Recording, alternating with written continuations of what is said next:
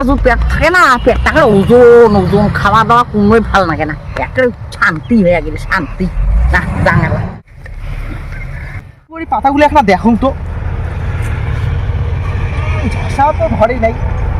যে ইউরিয়ার পটা যে ভ্যাকসিন কেন মারছুম হের বড় বড় গোল গোল আলু হইবে। আলু বড়ি এত প্রোডাক্ট মারছুম তাও কিনে একটা গন্ধে ধরছে, গু গু গু গু গন্ধ আছে। সেই গুগু গুন্ডা মোর আলু তো কোনোদিনও পচিবি না। আর মোক যে হিমগত থাকে যে তাজা মাল দিছে হের বড় বড় আলু হইবে। এমন আলু গাচ্ছুম, মোর তো আলুর বীজটাও খুব ভালো, এখানে ভালো দেশি আলু থাকি আরো চালু বেশি।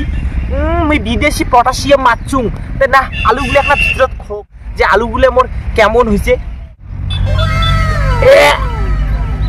কি মোর আলু কি পচে গেছি নাকি?